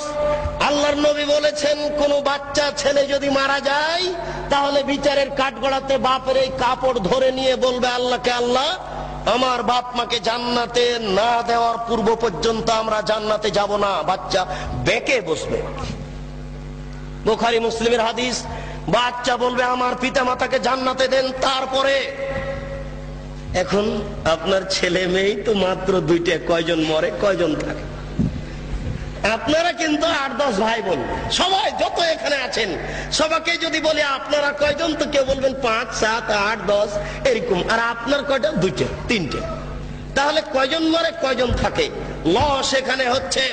হে উপস্থিত বৈঠকের দিনী মুসলিম ভাই বোন, রাসূলের পদ্ধতিতে সালাত আদায় করুন। তিনি বলেন সাল্লু কামা রাআইতুমুনি উসাল্লি, তোমরা সালাত আদায় করো যেভাবে আমাকে সালাত আদায় করতে দেখছো। আল্লাহু আকবার বলে সালাত শুরু করবেন। সালাত শুরু করার সময়তে দুই পায়ের মাঝে অর্ধ হাত 1 বিঘত মতো ফাঁক থাকবে। স্পষ্ট হাদিস দ্বারা প্রমাণিত নয়। পাশে আর একজন দাঁড়ালে পায়ে পা মিলিয়ে দাঁড়াতে, ভারসাম্য বজায় রাখতে যতটুকু দুই পায়ের মাঝে ফাঁকা রাখতে হয় ততটুকু রাখতে হবে। কিন্তু ওরা বলেছে, ওই যে যারা বলেছে ভোট দাও বুবু জান্নাত পাবা বুবু, ওরা যে বলেছে বুবু ভোট দাও, ওরা কিন্তু বলেছে যে দেখো দুই পায়ের গোড়ালি এভাবে লাগিয়ে রাখিও। কেন লাগিয়ে না রাখলে লজ্জা স্থানের যোগাযোগ মাটির সাথে থাকবে। নাউজুবিল্লাহ, বড় নোংরা কথা বলেছে। সাবধান, মহিলা পুরুষ একই ব্যাপার। ভারসাম্য বজায় রাখার জন্য দুই পায়ের মাঝে যতটুকু ফাঁকা রাখা প্রয়োজন ততটুকু ফাঁকা রাখবেন। আল্লাহু আকবার বলে হাতের আঙ্গুলি জমা জমা করে কাঁধ সামনাসামনি, কাঁধের লতি সামনাসামনি হাত উঠাবেন। এইভাবে থুতনির নিচে নিয়ে আসবেন না, কান ধরবেন না। একাধিক সহিহ হাদিস, কাঁধ সামনাসামনি। এই আল্লাহু আকবার বলে ডান হাতের কবজি বাম হাতের কবজির উপরে রাখবেন। আল্লাহু আকবার বলার পূর্বে কোনো শব্দ চলবে না। সশব্দে নিয়ত করলে আল্লাহ রাসূলকে অপমান করা হবে। সশব্দে নিয়ত করলে আল্লাহ রাসূলকে উপেক্ষা করা হবে। আল্লাহ রাসূলকে উপেক্ষা করে কেউ আল্লাহকে সন্তুষ্ট করতে পারবে না, এটা ভুল পদ্ধতি। অতএব আল্লাহু আকবার বলার পূর্বে কোনো শব্দ মুখ দিয়ে উচ্চারণ হবে না। জায়নামাজে দাঁড়িয়ে আল্লাহু আকবার বলার পূর্বে কোনো শব্দ মুখ দিয়ে উচ্চারণ হবে না। ডান হাতের কবজি বাম হাতের কবজির উপরে দিতে পারেন, সহিহ হাদিস। আর একটু আগে বাড়িয়ে বাহুর উপরে বাহু দিতে পারেন, সহিহ হাদিস। বুকের উপরে রাখবেন, নাভির নিচে রাখার 3টি হাদিস আছে যা গ্রহণীয় নয়। অতএব বুকের উপরে রাখুন। আপনি বলুন আল্লাহুম্মা বাঈদ বাইনি ওয়া বাইনা খাতায়ায়া কামা বা'আদতা বাইনাল মাশরিক ওয়াল মাগরিব। হে আল্লাহ, তুমি আমাকে আর আমার পাপকে অত দূরত্বে রাখো, পূর্ব এবং পশ্চিমকে তুমি যত দূরত্বে রেখেছো, পূর্ব এবং পশ্চিম যেমন লক্ষ লক্ষ মাইল দূরত্ব রয়েছে, তুমি আমাকে আর আমার পাপকে অত দূরত্বে রাখো। আল্লাহুম্মা নাক্কিনি মিনাল খাতায়া কামা ইউনাক্কা সাওবুল আবিজ মিনাদ দানাস। হে আল্লাহ, তুমি আমার পাপকে ধুয়ে পরিষ্কার করে দাও যেমন ভাবে সাদা কাপড়কে ময়লা থেকে ধুয়ে পরিষ্কার করা হয়। আল্লাহুম্মা গসিল খাতায়া বিল মাই ওয়াস সালজি ওয়াল বারাদ। হে আল্লাহ, তুমি আমার পাপকে ঠান্ডা স্বচ্ছ পরিষ্কার পানি দিয়ে ধুয়ে পরিষ্কার করে দাও। আউযু বিল্লাহি মিনাশ শাইতানির রাজিম। মারদুদ বিতাড়িত শয়তান থেকে পরিত্রাণ চাচ্ছি। বিসমিল্লাহির রহমানির রহিম। পরম দাতা দয়ালুর নামে আরম্ভ করছি। আলহামদুলিল্লাহি রাব্বিল আলামিন। বিশ্বজগতের প্রতিপালকের প্রশংসা। আর রহমানির রহিম, তিনি হচ্ছেন পরম দাতা দয়ালু। মালিক ইয়াউমিদ্দিন, তিনি হচ্ছেন বিচার দিনের মালিক। ইয়াকা না'বুদু, একমাত্র তোমার ইবাদত করছি। ওয়া ইয়াকা নাস্তাইন, একমাত্র তোমার নিকটে সাহায্য চাই। ইহদিনাস সিরাতাল মুস্তাকিম, তুমি আমাকে সোজা সঠিক পথ দেখাও। সিরাতাল্লাযিনা আন'আমতা আলাইহিম, ওই পথ তুমি দেখাও যে পথ সহজ সরল সঠিক। যাদের প্রতি তুমি দয়া করেছো, অনুগ্রহ করেছো, তাদের পথ তুমি দেখাও। গায়রিল মাগযুবি আলাইহিম ওয়ালাজ যালিন, যারা ভ্রান্ত, যাদের উপরে তুমি অসন্তুষ্ট হয়েছো, তাদের পথ তুমি দেখাও না। এরপরে বিসমিল্লাহির রহমানির রহিম, পরম দাতা দয়ালুর নামে আরম্ভ করছি। যে কোনো একটি সূরা। আল কারিয়া, মহা দুর্ঘটনা। মাল কারিয়া, মহা দুর্ঘটনা কি? ওমা আদরাকা মাল কারিয়া। হে নবী, আপনি কি বলতে পারেন মহা দুর্ঘটনা কি? ইয়াউমা ইয়াকুনুন নাসু কাল ফারাশিল মাবসুস, যেদিন মানুষেরা কীট পতঙ্গের নয় বিক্ষিপ্ত হয়ে পড়বে। ওয়াতাকুনুল জিবালু কালাইহিল মানফুস, যেদিন পাহাড়গুলি ধুলিত তুলার নেই একবারে বিক্ষিপ্ত হয়ে আকাশে উড়ে যাবে। ফাম্মা মান সাকুলাত মাওয়াজিনুহু ফাহুয়া ফি শাতির রাজিয়া, যার নেকির পাল্লা ভারী হবে তার জীবিকা নির্বাহ অতীব সুখ স্বাচ্ছন্দ্যময় হবে। ওয়াম্মা মান খাফফাত মাওয়াজিনুহু ফাউম্মুহু হাবিয়া, যার নেকির পাল্লা হালকা হয়ে যাবে তার থাকার জায়গা হবে অতীব গভীর গহ্বর জাহান্নাম। ওমা আদরাকা মা হিয়া, হে নবী আপনি কি বলতে পারেন গভীর গহ্বর সেই জায়গাটি কি? নারুন হামিয়া, তা হচ্ছে জ্বলন্ত উত্তপ্ত আগুন। এই বলে আল্লাহু আকবার বলে হাত খুলে দিয়ে ওই পর্যন্ত উঠাবেন। হাতের আঙ্গুল জমা জমা থাকবে, আঙ্গুলের মাথা আকাশমুখী থাকবে, আঙ্গুলের তালু পশ্চিমমুখী থাকবে। এই বলে আপনি রুকুতে চলে যাবেন। হাত দুটি রডের মতো সোজা হয়ে থাকবে, আঙ্গুলগুলি খোলা খোলা থাকবে, কোমর থেকে সামনের ওজন হাতের উপরে থাকবে। হাত দুটি রডের মতো সোজা হয়ে থাকবে, আপনার এই কোমর থেকে এই সামনের অংশ একেবারে সোজা হয়ে থাকবে। এই পিঠের লম্বা হাড়, মাথা উঁচুও হবে না মাথা নিচুও হবে না।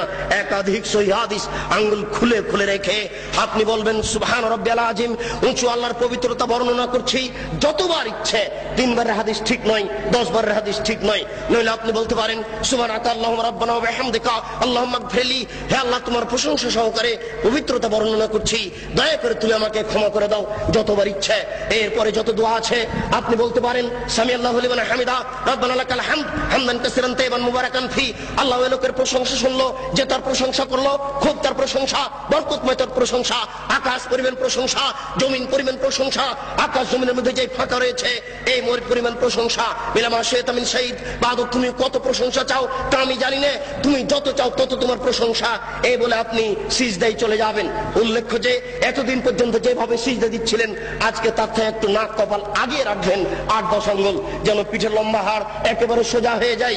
আপনি 2 কোণকে উঠিয়ে রাখবেন। ওই বোনেরা কিন্তু বলে গেছে আপনার স্ত্রীকে যে সিজদায় যখন যাবা তখন একবারে মাটিতে পড়ে যাবা, হাতি যেমন পড়ে যায় আঁটো হয়ে সিজদা করবা। এই সিজদায় সালাত হবে না। ওই যে সবচেয়ে বজ্জর বলা হয়েছে রুকু এবং সিজদায় এই চুরি করে, এটা একটা সিজদা। আপনি 2 কোণকে উঠে রাখবেন, নারী পুরুষ একই ব্যাপার, যেন পেটের নিচ দিয়ে ছাগলের বাচ্চা পার হতে পারে। আঙ্গুল জমা জমা থাকবে, 2 কানের পাশে থাকবে, নাক কপাল মাটিতে লাগানো থাকবে। মাটিতে যাওয়ার সময় হাত আগে রাখবেন, পা পরে রাখবেন। আপনি বলবেন সুবহান রাব্বিয়াল আলা, উঁচু আল্লাহর পবিত্রতা বর্ণনা করছি যতবার ইচ্ছে। নইলে আপনি বলবেন সুবহানাকা আল্লাহুম্মা রাব্বানা ওয়া বিহামদিকা আল্লাহুম্মা গফিরলি। নইলে আপনি বলবেন আল্লাহুম্মা গফিরলি জামবি কুল্লাহু দিক্কাহু ওয়া যুল্লাহু ওয়া ওয়ালাহু আখরাহু ওয়া নিয়াতুহু সিররা। হে আল্লাহ তুমি আগের পাপ, পরের পাপ, ছোট পাপ, বড় পাপ, প্রকাশ্য পাপ, অপ্রকাশ্য পাপ, জীবনে যত পাপ করেছি সমস্ত পাপ তুমি ক্ষমা করে দাও। সিজদা থেকে উঠে আপনি বলবেন আল্লাহুম্মা গফিরলি ওয়ারহামনি ওয়াহদিনি ওয়াফিনি ওয়ারযুকনি। হে আল্লাহ তুমি আমাকে ক্ষমা করো, আমাকে রুজি দাও, আমার প্রতি দয়া করো, আমাকে সঠিক পথ দেখাও। আর আপনি দোয়া আছে পড়তে পারেন। আবার সিজদা যাবেন, আবার সিজদা থেকে উঠে আর 1 রাকাত পড়বেন। এই হলো 2 রাকাত। যদি আপনার আত্তাহিয়াতুর বৈঠক হয় তাহলে বাম হাতের আঙ্গুলগুলি জমা জমা হয়ে হাঁটুর উপরে থাকবে, আর ডান হাত ওইরকমই থাকবে। তবে ডান হাতের অবস্থা হচ্ছে এই 2টি আঙ্গুল জমা করে নেবেন, 3টি আঙ্গুলের নখের উপরে বৃদ্ধাঙ্গুলের পেট রেখে এইভাবে গোলাকার করে ধীর গতিতে আঙ্গুল নড়াতে থাকবেন। একবার আঙ্গুল উঠাতে হবে, এর প্রমাণে পৃথিবীতে কোনো ভুয়া হাদিসও নেই। কিভাবে চলে আসলো তা জবাব দিতে পারবো না, জবাব আপনাদের দিতে হবে। ঠিক ওই দোয়ার মতো একবার আঙ্গুল উঠাতে হবে, এর প্রমাণে দুনিয়াতে কোনো জালজয়ী ভুয়া হাদিস নেই। অবিরাম ধীর গতিতে আঙ্গুল নড়াতে হবে। সালামের বৈঠক হয় যদি তাহলে বাম পাকে ডান দিক দিয়ে বের করে দিবেন, নিতম্ব মাটির উপরে রেখে দিবেন, এটাই শরীয়ত। এরপরে আপনি বলবেন আত্তাহিয়াতু লিল্লাহি ওয়াস সালাওয়াতু তাইয়্যিবাতু, সমস্ত ইবাদত আল্লাহর জন্য। আসসালামু আলাইকা আইয়ুহান নবিয়্যু, হে নবী আপনার উপরে শান্তি অবতীর্ণ হোক। আসসালামু আলাইনা ওয়া আলা ইবাদিল্লাহিস সালিহিন, শান্তি আমাদের প্রতি হোক, ভালো বড় মানুষের প্রতি হোক। আশহাদু আল্লা ইলাহা ইল্লাল্লাহ, আমি সাক্ষ্য দিচ্ছি আল্লাহ ব্যতীত কোনো মাবুদ নাই। ওয়া আশহাদু আন্না মুহাম্মাদান আবদুহু রাসূলুহু, আমি সাক্ষ্য দিচ্ছি মুহাম্মদ সাল্লাল্লাহু আলাইহি ওয়াসাল্লাম তার রাসূল তার দাস। আল্লাহুম্মা সাল্লি আলা মুহাম্মাদ ওয়া আলা আলি মুহাম্মাদ কামা সাল্লাইতা আলা ইব্রাহিম ওয়া আলা আলি ইব্রাহিম ইন্নাকা হামিদুম মাজিদ। হে আল্লাহ তুমি মুহাম্মদ সাল্লাল্লাহু আলাইহি ওয়াসাল্লাম ও তার বংশধরের প্রতি শান্তি অবতীর্ণ করো, যেমন ভাবে ইব্রাহিম আলাইহিস সালাম ও তার বংশধরের প্রতি শান্তি অবতীর্ণ করেছো। তুমি প্রশংসনীয়, তুমি জ্ঞানী। আল্লাহুম্মা বারিক আলা মুহাম্মাদ ওয়া আলা আলি মুহাম্মাদ কামা বারাকতা আলা ইব্রাহিম ওয়া আলা আলি ইব্রাহিম ইন্নাকা হামিদুম মাজিদ। হে আল্লাহ তুমি তুমি মুহাম্মদ সাল্লাল্লাহু আলাইহি ওয়াসাল্লাম ও তার বংশধর প্রতি বরকত নাজিল করো, যেমন ভাবে ইব্রাহিম আলাইহিস সালাম ও তার বংশধর প্রতি বরকত নাজিল করেছো। তুমি প্রশংসনীয়, তুমি জ্ঞানী। আল্লাহুম্মা ইন্নী যালামতু নাফসি যুলমান কাসীরা, হে আল্লাহ জীবনে খুব পাপ করেছি, ফাগফিরলি, দয়া করে আমাকে ক্ষমা করে দাও। মাগফিরাতাম মিন ইনদিক, ক্ষমা একমাত্র তোমার পক্ষ থেকে হয়ে থাকে। ওয়ারহামনি ইন্নাকা আনতাল গাফুর রাহিম, তুমি যে দয়াশীল, তুমি যে ক্ষমাশীল, তুমি দয়া না করলে, তুমি ক্ষমা না করলে আমাকে কে ক্ষমা করবে? আল্লাহুম্মা নাউযু বিকা মিন আযাবি জাহান্নাম, আমি তোমার নিকটে জাহান্নামের শাস্তি থেকে বাঁচতে চাচ্ছি। ওয়া নাউযু বিকা মিন আযাবিল কবর, তোমার নিকটে কবরের শাস্তি থেকে বাঁচতে চাচ্ছি। ওয়া নাউযু বিকা মিন ফিতনাতিল মাসিহিদ দাজ্জাল, আমি দাজ্জালের ফিতনা থেকে তোমার নিকটে বাঁচতে চাচ্ছি। আল্লাহুম্মা নাউযু বিকা মিন মাসাবাল মাগরাম, কর্জ বড় পাপ থেকে তোমার নিকটে বাঁচতে চাচ্ছি। আসসালামু আলাইকুম রাহমাতুল্লাহ, আসসালামু আলাইকুম রাহমাতুল্লাহ। এই সংক্ষিপ্ত সালাত আপনি সালামের পূর্বে আরো কিছু বলতে পারেন। সময় সংকীর্ণ বলেই আমি শেষ করতে যাচ্ছি। শেষে একটু লাস্টটা রেখেছেন, অনেক দোয়া আগে হয়েছে, এরপর আপনি বলছেন আল্লাহুম্মা গফির লাহু, আল্লাহ তুমি দয়া করে একে ক্ষমা করে দাও। আরহামহু, তুমি এর প্রতি রহমত নাযিল করো। ওয়াফিহি, তুমি একে maaf করো। ওয়াফি আনহু, তুমি এর প্রতি নিরাপত্তা অবতীর্ণ করো। ওয়াকরিম নুজুলাহু, তুমি একে দামি সম্মানী খাদ্য খেতে দাও। ওয়াসসামাদ খালাহু, তুমি এর থাকার জায়গা প্রশস্ত করে দাও। ওয়াগসিলহু বিল মাই ওয়াস সালজি ওয়াল বারাদ, তুমি একে ঠান্ডা স্বচ্ছ পানি দিয়ে ধুয়ে পরিষ্কার করে দাও, যেমন ভাবে সাদা কাপড়কে ময়লা থেকে ধুয়ে পরিষ্কার করা হয়। আবদালহু দারান খায়রান মিন দারিহি, দুনিয়াতে যে বাড়ি ছিল তার চেয়ে সুন্দর বাড়ি দাও। আহলান খায়রান মিন আহলিহি, দুনিয়াতে যে পরিবার ছিল তার চেয়ে সুন্দর পরিবার দাও। ওয়া জাওজান খায়রান মিন জাওজিহি, দুনিয়াতে যে স্ত্রী ছিল তার চেয়ে সুন্দর স্ত্রী দাও। আবদালহু আদখিলহুল জান্নাহ, তুমি একে জান্নাতে প্রবেশ করিয়ে দাও। ওয়া মিন আযাবিল কবরে, তুমি একে কবরের শাস্তি থেকে রক্ষা করো। ওয়া মিন আযাবিন নার, তুমি একে জাহান্নামের শাস্তি থেকে রক্ষা করো। আল্লাহুম্মা গফির লিহাইয়িনা, যারা আমাদের জীবিত তাদের তুমি ক্ষমা করে দাও। ওয়া মাইয়িতিনা, যারা আমাদের মারা গেছে তাদের তুমি ক্ষমা করে দাও। ওয়া শাহিদিনা, যারা জানাজায় উপস্থিত হয়েছে তাদের তুমি ক্ষমা করে দাও। ওয়া গায়েবিনা, যারা জানাজায় উপস্থিত হতে পারেনি তাদের তুমি ক্ষমা করে দাও। ওয়া সাগীরিনা, যারা আমাদের ছোট তাদের তুমি ক্ষমা করে দাও। ওয়া কাবীরিনা, যারা আমাদের বড় তাদের তুমি ক্ষমা করে দাও। ওয়া যাকারিনা, যারা আমাদের পুরুষ তাদের তুমি ক্ষমা করে দাও। ওয়া উনসানা, যারা আমাদের মহিলা তাদের তুমি ক্ষমা করে দাও। আল্লাহুম্মা মান আহয়াতাহু মিন্না ফাইলিল ইসলাম, হে আল্লাহ তুমি যদি আমাদের কাউকে জীবিত রাখো তাহলে মুসলমান করে জীবিত রাখো। ওমান তাওফাইতাহু মিন্না ফাতাওফাহু লিল ঈমান, আল্লাহ তুমি যদি আমাদের কাউকে মারতে চাও তাহলে ঈমানদার করে মারো। আল্লাহুম্মা লা তাহরিমনা আজরাহু ওয়া লা তাফতিননা বাদা, আল্লাহ এই লোকটা মরে যাওয়ার কারণে আমরা দুঃখিত হয়েছি, এই কারণে তুমি আমাদের নেকি দান করো, তুমি আমাদের বিপদগামী করো না। আসসালামু আলাইকুম রাহমাতুল্লাহ, আসসালামু আলাইকুম রাহমাতুল্লাহ। আলোচনার প্রবৃত্তি। হে উপস্থিত বৈঠকের দিনী ভাই, আপনার যদি সোচ্চার না হন তাহলে দেশের মিথ্যা বক্তব্য, মিথ্যা তাফসির, মিথ্যা হাদিস ঠেকানো যাবে না। এই দেশের মাটিতে প্রায় 3 লক্ষ জাল জৈব হাদিস আছে, লক্ষ লক্ষ মিথ্যা তাফসির আছে। এই দেশের মাটিতে আমার বুঝ অনুপাতে শতকরা 95 জন বক্তা মিথ্যুক আর শতকরা 98 জন মুফাসসির মিথ্যুক। আপনারা সোচ্চার হন, আমাদের পরামর্শ দেন, আমরা আপনাদের কাছে সঠিক কথা পেশ করার চেষ্টা করি। 12 মাস দিন প্রচার করার চেষ্টা করি, সিজনাল প্রচার ছেড়ে দিয়ে, নইলে আমাদেরও পরকাল হারাবে, আপনাদের হারাবে। সাথে সাথে যেভাবে সালাতের কথা বললাম সেভাবে আপনারা আদায় করার চেষ্টা করুন। প্রতিপালক তুমি বড় দয়াশীল, তুমি বড় ক্ষমাশীল, তুমি বড় রহমতশীল, তোমার বড় রহমতের আশা দাঁড়িয়ে বলছি, তার যে আমাদের মারা গেছে তাদের তুমি ক্ষমা করে দাও। যারা আমরা অসুস্থ তাদের তুমি আরোগ্য দাও। যারা আমরা বেঁচে আছি নারী পুরুষ তাদেরকে তোমার রাসূলের পদ্ধতি অনুপাতে চলার তৌফিক দান করো। এই দাবি, এই দাওয়া, এই দোয়া তোমার দরবারে রেখে আজকের সংক্ষিপ্ত আলোচনা এখানে শেষ করলাম। সুবহানাকা আল্লাহুম্মা ওয়া বিহামদিকা আশহাদু আল্লা ইলাহা ইল্লা আনতা আস্তাগফিরুকা ওয়া আতুবু ইলাইক। আসসালামু আলাইকুম ওয়া রাহমাতুল্লাহ।